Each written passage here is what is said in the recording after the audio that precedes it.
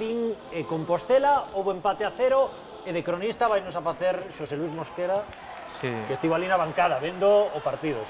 Para resumir, creo que se vai a ver, nas áreas estuvo máis incisivo e millor o Racing de Ferrol, que gozou de moitísimas ocasións. É increíble que neste partido acabara 0-0, porque o Racing tuvo moitísimas ocasións.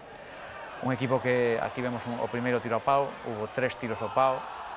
Un Joselu que o vin moi ben, un equipo que traballou. El despois tamén me sorprendeu o Compos, un equipo que baixa a pelota, que xoga e que falla un penalti, e o terceiro penalti consecutivo que falla. Velos pelexando polo ascenso, despois de velos en directo?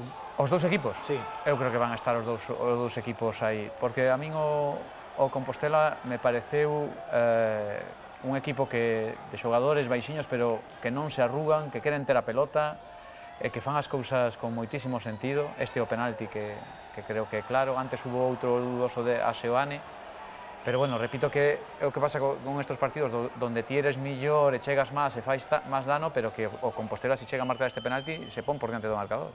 Pois Santi, 3 lanzadores diferentes e ningún dos 3 nas 3 últimas jornadas.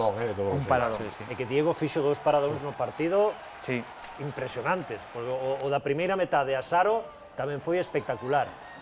E o Racing, o que dicía Mosqui, pois que tivo ocasións ata o final, fixadevos nesta de Armental, nesta de Seoane, e que Seoane tivo dúas ao traveseiro. E na última de Juan Antonio.